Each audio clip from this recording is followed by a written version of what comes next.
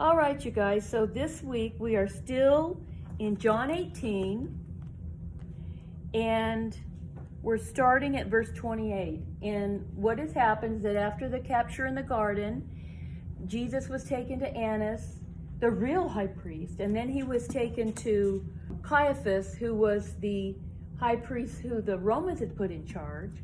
And so he pronounced a sentence of death on him because they said that he claimed to be the Son of God. It went off. So now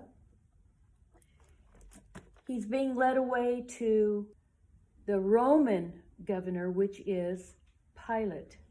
And what's interesting is that the Roman soldiers kind of seem to be out of the loop now. And now the people taking him are the religious leaders and this kind of mob of Jews who all kind of got incited to do this. So now they're all taking him over to Pilate. And let me just explain a little bit about Pilate. Pilate actually lived in Caesarea, which is on the ocean there. That was the location for the governor of that area. And so he basically didn't live in Jerusalem. So it's kind of unusual that he happened to be here this time. So what Pilate would do, because he had authority over all non-Roman people. So at the three feasts, we have Passover, which includes 3 feasts. And then you have the Feast of Weeks, which is 50 days after the Feast of First Fruits. It then became called Pentecost in the New Testament. And then in the fall, the Feast of Harvest was a tabernacle, trumpets, and Day of Atonement. And those feasts were called either the Feast of Harvest or the Feast of Tabernacles. They called all 3 one. And the reason why I'm telling you this is because you'll see that at the end of this verse, verse 28, they're talking about Passover. I'll explain that in a second. But anyway, the reason why Pilate was there was because he came for all of these 3 feasts, these 3 times during the year, because to keep the peace, you got to figure all Jews from all over the world would come to Jerusalem at this time. That was a lot of people. And if any kind of tumult, riot, insurrection, anything happened, he wanted to be there, and he brought his soldiers. So this may let us know how Judas was able to get Roman soldiers, because they were there to keep the peace. So when he came to the Romans and said, oh, there's going to be an insurrection, there's a king who's going to try to take over, well, it makes sense that they would send the soldiers out, right? Okay. So I'm going to read this verse, and that's verse 28. Then they led Jesus from Caiaphas unto the Praetorian, and that is the hall of judgment. And it was early, and they themselves went not into the judgment hall, lest they should be defiled, but that they might eat the Passover. Now this would be confusing, and this is why I was telling you about those feasts. These particular feasts, you've got Passover, then 24 hours later is a Feast of Unleavened Bread, and then the first day after the Sabbath is the Feast of First Fruits. But they call them all. They call this a Feast of Passover. And at this time in history, the Passover meal, which Jesus had with his disciples that evening, that was a Passover meal. So what they're talking about, that they could eat the Passover, they are talking about that meal the next night, which is 24 hours later, and it's a big meal. They call it Passover. That's because in that time frame, those terms were synonymous. The Passover meal of the Passover, and then the next night, 24 hours later, this big meal that was the meal of the Feast of the Unleavened Bread. They also called it the Passover. Verse 29, then Pilate went out unto them and said, well, what accusation do you bring against this man? And what's really funny is that they didn't want to go into this Gentile place. I think it was somewhere in the house of Herod, this praetorian, because they thought they would be ceremonially defiled, but they got no problem committing murder. That's not going to bother them eating that meal at all, right? So Pilate's asking a very logical question. What's the accusation? And you got to realize what they have to do. They have to come up with an accusation that's going to be breaking Roman law, because they took him to a Roman court. So that's why he's asking them. They answered him and said unto him, well, if he were not an evildoer, we wouldn't have delivered him to you. Okay, so what they're really saying is they don't have an accusation. They're calling him an evildoer. They're taking him there to be crucified. You don't crucify people without at least an accusation. And they don't have one. They can't come up with one. And what does that mean? He's an evildoer. It doesn't mean anything, because he hasn't done anything evil. But these guys, basically the religious leaders, they kind of got the people all in the mob mood. But it's basically these religious leaders, they're so put out and angry that Jesus told the truth. And he exposed their sin specifically. He called them vipers, whited sepulchres. He told them exactly who they were. They were blind. They didn't like that. So they thought the solution, let's just murder the guy. So Pilate's answer makes a lot of sense. In verse 31, he says, then Pilate said unto them, take ye him and judge him according to your law.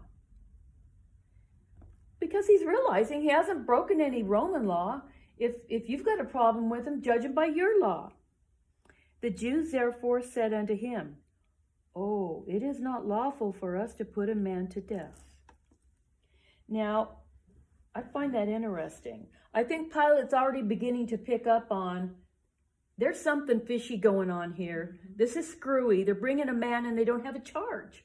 He's already starting to pick up on this because they don't have a proper accusation. And he sees their hostility. But let me explain something.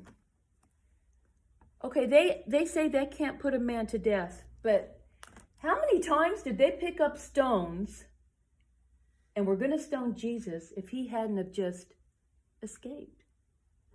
Why would they do that then? They actually stoned Stephen. You know why? Because Pilate wasn't there. He only came at the feast days. So they could probably get away with that, and maybe it wouldn't get to Pilate, right? Because they actually did do that. They stoned Paul. They weren't allowed to. So they're being all prim and proper because they've got the governor there, right? So they're trying to do things by the law now. Because if they had put him to death, it would have been stoning, but they were not allowed to do that. So then verse 32, that the saying of Jesus might be fulfilled, which he spake, signifying what death he should die. So this verse is thrown in there to let us know that this is all part of God's plan. Jesus said earlier in John, he said, if I be lifted up, meaning explaining the kind of death that he would have, if I be lifted up, I will draw all men unto me. When you're stoned, you are not lifted up. You're lifted up on a cross. So this is going to be fulfilling prophecy. Then verse 33. So now they're throwing it back into Pilate's court. Then Pilate entered into the judgment hall and called Jesus and said unto him, are you the king of the Jews? Well, for him to come up with that, when he was out there talking to the Jews, I'm sure they said, oh, he says he's a king, because that could cause a problem with the Romans. Right. There's someone trying to set up a kingdom. You know, the Romans are in charge. So they must have said that to him. So Pilate asks him, are you the king of the Jews? Verse 34. And Jesus answered him, "Are you saying this of yourself, or did others tell you this of me?" What he's doing here, he wants Pilate to take responsibility for what he's saying. He's saying, are you just repeating this, or is this an accusation that you are making against me as a Roman governor? Are you making an accusation?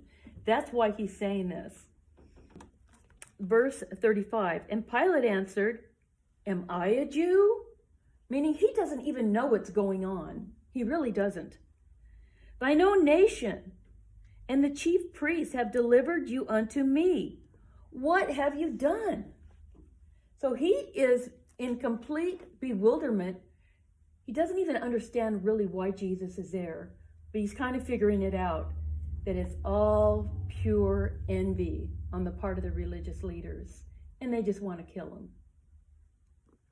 And Jesus answered, "My kingdom is not of this world. If my kingdom were of this world, then would my servants fight, that I should not be delivered to the Jews. But now my kingdom is not from here." So what he's saying to Pilate is that I'm not causing an insurrection. I don't even have a kingdom that's here. My kingdom isn't in this place. Of course, he's not explaining all the details to Pilate, but he is proving to Pilate that he's not a threat to the Romans.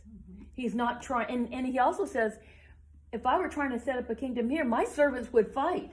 And when Peter tried to, Jesus stopped him and healed that guy. Jesus wouldn't allow it.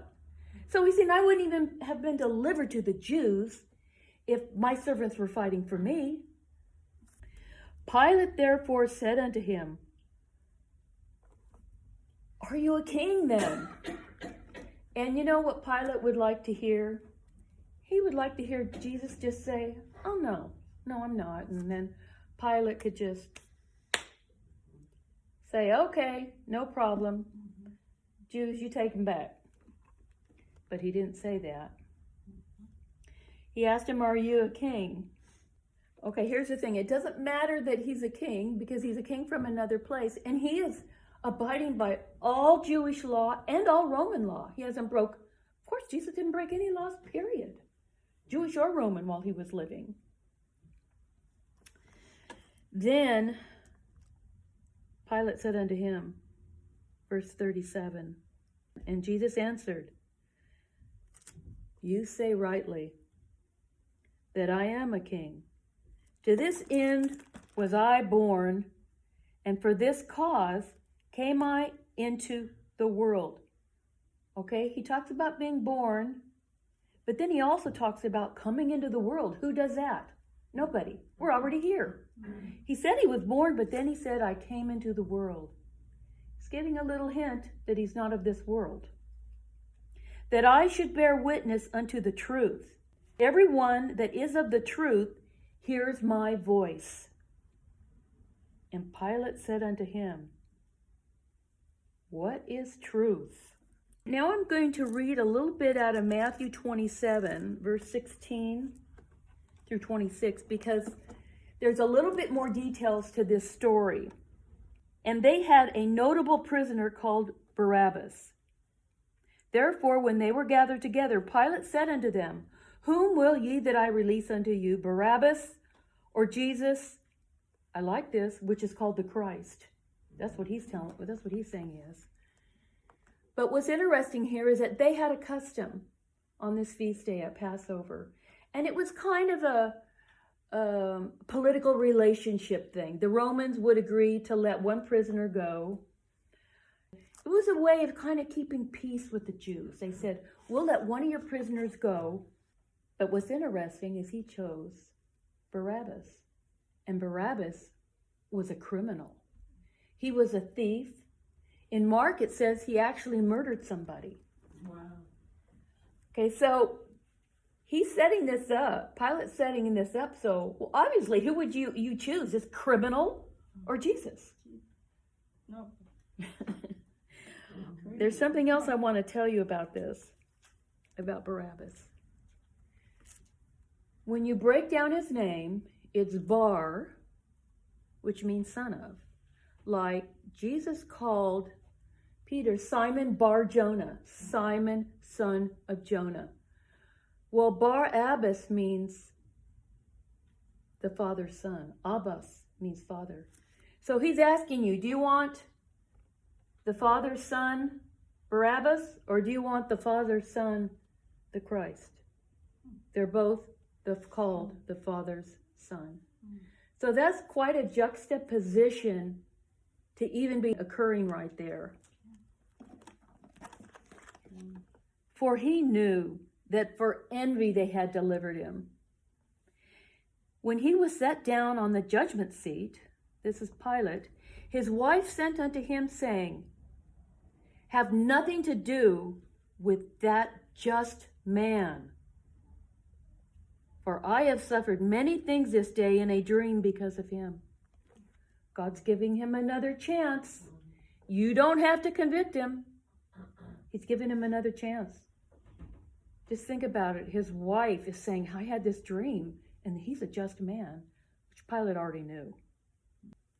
But the chief priests and elders persuaded the multitude that they should ask Barabbas and destroy Jesus. The governor answered and said unto them, which of the two will ye that I release unto you? And they all shouted, Barabbas. And Pilate said unto them, what shall I do then with Jesus, which is called the Christ? He gives him his real title. They all say unto him, let him be crucified. And the governor said, why? What evil has he done? But they cried out the more, saying, let him be crucified. Now they're starting a little riot of their own. When Pilate saw that he could prevail nothing, but rather a tumult was made, he took water and washed his hands before the multitude, saying, I am innocent of the blood of this just person. See ye to it. Then answered all the people and said, his blood be on us and our children. Really? They're going to get their children involved in this heinous act of killing the Son of God? Then released he Barabbas unto him. But see, the reason why Pilate caved is because there was going to be a riot. And he's supposed to be in control. So now he's between a rock and a hard place, because if his supervisor or Caesar finds out that he killed a just man, he's going to be in trouble. That would make him not a good judge. But if he lets these Jews have their riot, that's a problem too. So he comes up with this solution that he is going to publicly wash his hands because he knows Jesus is innocent. Saying, I'm having nothing to do with this. He's an innocent man. If you want to crucify him, crucify him. Okay, now I'm going back to John, verse 38. We're kind of going to rehearse this a little bit more. Pilate said to him, to Jesus, what is truth? And that's so telling. The truth was standing right in front of him. And when he said this, he went out again unto the Jews and said unto them, I find no fault in him. You know why? Because he was totally innocent. But ye have a custom that I should release unto you one at the Passover. Will ye therefore that I release unto you the King of the Jews? See what he's calling him? Then cried they all again, saying, not this man, but Barabbas. Now Barabbas was a robber. When Jesus was crucified, he was crucified between two thieves. Wow. You could be crucified for being a robber. And I got a pretty good feeling that that day, Barabbas would have been crucified. He was a robber too, just like the other two that were crucified. Jesus took his place. Just like he took our place on that cross and took our punishment. He took Barabbas' punishment too. He went scot-free. We're like Barabbas. We're totally guilty. But because Jesus took our place, we go free. And I want to read to you, that's kind of the end, and next week we'll start with chapter 19. But I want to tell you a little bit about what happened to Pilate. And the legends are a little bit confused about how he died. But Eusebius, who was a Greek historian, a Christian historian in the 4th century, this is what he wrote. Eusebius reports that Pilate was exiled to the city of Vienna on the Rhone in France, where he eventually committed suicide. Oh, wow. I can understand that.